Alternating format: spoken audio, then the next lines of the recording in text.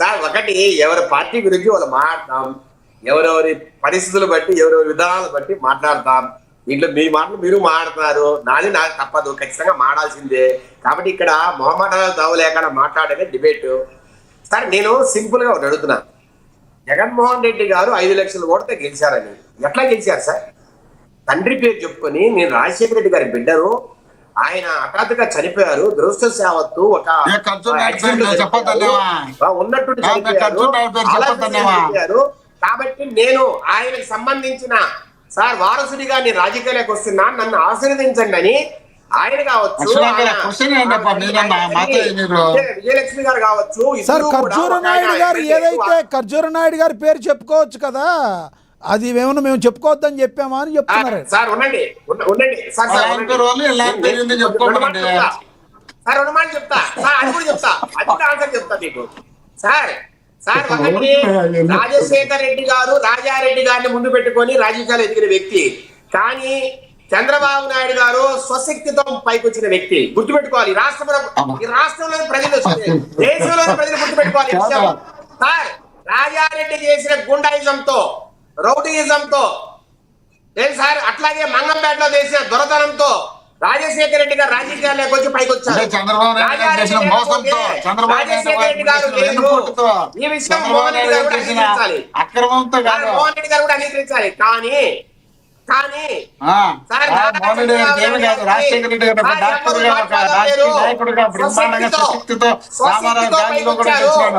ఒక student leader గా యూనివర్సిటీలో ఉంటూ అక్కడ టికెట్ తీసుకొని స్వశక్తితో ఇల్లు తిరిగి మొట్టమొదటిసారి గెలిచిన వ్యక్తి నారా చంద్రబాబు నాయుడు గారు. అట్లాగే సార్ అప్పుడు కూడా తన సొంత మేధస్తో రాజశేఖర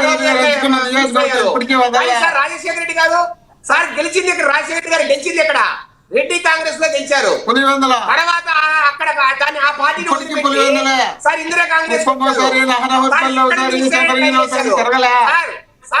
సార్ జగన్ సార్ నేను ఒకటే మాట చెప్తా, నారా చంద్రబాబు నాయుడు గారు స్టేట్ అవే క్యాబినెట్ మినిస్టర్, కానీ రాజశేఖర రెడ్డి గారు సహాయ మంత్రి మాత్రమే. మీరు గుర్తుంచుకోవాలి, మోహన్ రెడ్డి గారు ఇవన్నీ కూడా రాజశేఖర రెడ్డి గారు ఇప్పించినారేమో, రాజశేఖర రెడ్డి గారు మంత్రి పదవి ఇప్పించింది. అట్లాగే గారికి చెప్పి రాజశేఖర రెడ్డి గారు అప్పుడు మంత్రి పదవి ఇప్పించినారు, ముందు రాజశేఖర రెడ్డి గారికి మంత్రి పదవి వచ్చింది. చంద్రబాబు నాయుడు గారు చంద్రబాబు నాయుడు గారికి పోలీస్ స్టేషన్ వారి కుటుంబ ఊరు కూడా ఆయనకు సపోర్ట్ చేయలా. దట్ ఈస్ నారా చంద్రబాబు నాయుడు గారి సత్తా. కానీ సార్ సార్ తండ్రి చేసే దౌర్జన్యాలు, తండ్రి చేసే అరాచకాలు ఆయనకు ఒక పక్క బలం. అట్లాగే తమ్ముడు వివేకానంద రెడ్డి గారు,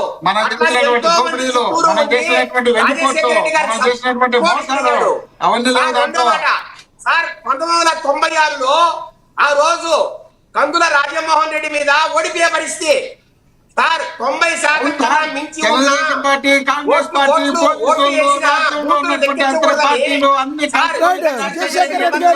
విజయశేఖర రెడ్డి గారు ఎస్ టాపిక్ వేరుగా వెళ్తుంది. విజయశేఖర రెడ్డి గారు మీకు ఒక బయట ప్లే అవుతుంది అంబటి రాంబాబు గారిది. ఎస్ ఎస్ విజయశేఖర రెడ్డి గారు ఎలక్షన్ నిబంధన రైట్ విజయశేఖర రెడ్డి గారు టాపిక్ వేరుగా వెళ్తుంది. అంబటి రాంబాబు గారు డిఎస్సి మీద మాట్లాడారు. అంబటి రాంబాబు గారు బయట ప్లే చేయండి, సమయం అయిపోతుంది. అంబటి రాంబాబు గారు బయట ప్లే అవుతుంది చూడండి, దాని మీద మాట్లాడండి మీరు. దానికి మేము స్పష్టమైనటువంటి ఆధారాలు చెప్పాం. నెంబర్ 1, అవుట్ సోర్సింగ్ కి పేపర్ అప్లోడింగ్ చేసే విధానాన్ని ఇచ్చారు. ఆ అవుట్ సోర్సింగ్ లో ఉన్నటువంటి వ్యక్తికే నెంబర్ 1 ర్యాంక్ వచ్చింది. అక్కడే అర్థమైపోయింది లీక్ అయిపోయిందని. రెండో అంశం ఏమిటంటే పూర్వం ఉన్న జీవోని రద్దు చేశారు. ఇంతకు ముందు కూడా చెప్పాను నేను. ఆ జీవో ఏంటంటే డిఎస్సిలో పాల్గొనే వాళ్ళు, స్పోర్ట్స్ కోటాలో ఉద్యోగాలు ఆశించే వాళ్ళు కూడా డిఎస్సి ఎగ్జామ్స్లో పాల్గొవాలి. కానీ లోకేష్ గారు వచ్చిన తర్వాత జీవో మార్చారు. 47 అనుకుంటాను, 47 ఈ రెండు మార్చారు. ఏం మార్చారంటే 2% నుంచి 3%కి కోటా పెంచారు. 421 ఉద్యోగాలు దేనిలో, స్పోర్ట్స్ కోటాలో. స్పోర్ట్స్ కోటాలో పూర్వంలాగా పాల్గొవాల్సిన అవసరం లేదు. ఎగ్జామ్స్లో డైరెక్ట్గా సర్టిఫికేట్ తీసుకురండి, వెరిఫై చేసి ఉద్యోగాలు ఇచ్చేస్తామని చెప్పేసి జీవో ఇష్యూ చేశారు. పోనీ ఈ జీవోని అటు పెట్టారంటే మొత్తం పని అంతా అయిపోయింది. ఆ 2 జీవోలు మళ్ళీ రద్దు చేశారు. రద్దు చేసి పాత పద్ధతుల్లోనే రావాలన్నారు. మళ్ళా ఎందుకు చేశారు? ఇది స్కామ్ కాదా? ఇది మీకు కావాల్సిన వాళ్ళని రిక్రూట్ చేసుకోవడం కోసం వేసినటువంటి వెతుకడ కాదా? ఈ ఎత్తుకడకు సమాధానం రైట్. అంబటి రాంబాబు గారి కమెంట్స్ని ఎలా చూస్తారో నాకు ఒక క్లారిటీ మీరు చెప్పాలి. అంబటి రాంబాబు గారికి తెలియని శాఖ అంటూ ఏమన్నా ఉందా? రాబోయే రోజుల్లో ముఖ్యమంత్రిగా అంబటి రాంబాబు గారు ఏ శాఖనైనా నిర్వర్తించగలరా? చెప్పగలరా మీరు శేఖర్ రెడ్డి గారు? సార్ నేను అడుగుతున్నా సార్, ఎవరైనా క్వశ్చన్ బ్యాంక్ ఏదైనా 3000 క్వశ్చన్లు ఏదైతే తయారు చేస్తారో ఏ సబ్జెక్ట్ కైనా అవి కంప్యూటర్లో ఎక్కించడానికి ఆథరైజ్డ్ డేటా ఎంట్రీ ఆపరేటర్స్ ఉంటారు.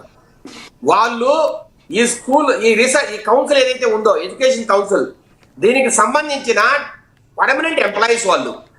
అవి ఒక స్ట్రాంగ్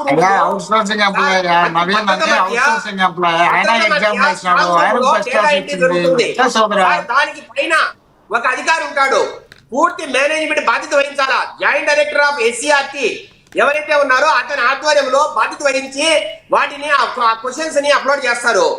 దానికి అక్కడ నవీన్ అనే ఒక వ్యక్తి ఎక్కడో అవుట్ సోర్సింగ్ దీంట్లో ఆ డిపార్ట్మెంట్ లో ఎక్కడో వేరే దగ్గర పనిచేస్తుంటే అతనికి ఫస్ట్ ర్యాంక్ వస్తే ఈ రెండింటికి మోకాలకు కోడిగుడ్డుకు ముడిపెట్టినట్టు ఆ నవీన్కు ఈ క్వశ్చన్ బ్యాంకులకు ముడిపెడుతున్నారంటే అంబటి రాంబాబు గారు ఎంత పెద్ద మేధావి సార్.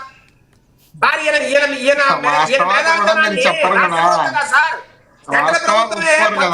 అవార్డు ఇచ్చి సత్కరించాలా? ఈయన మెదడుని తీసుకెళ్లి సాలార్జీ మ్యూజియం లో పెట్టాలా?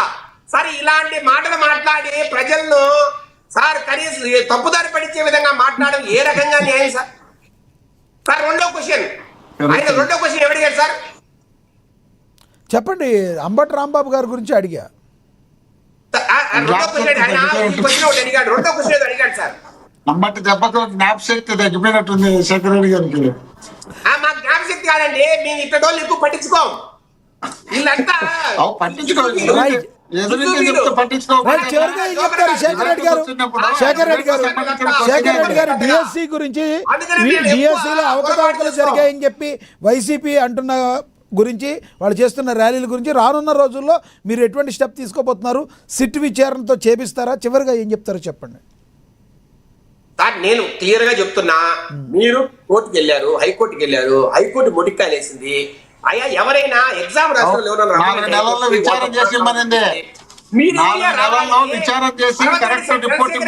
యూరియా రావడానికి కోర్టుకు ఎవరైతే ఎగ్జామ్ రాశారో వాళ్ళతో పిల్లి చెప్పింది.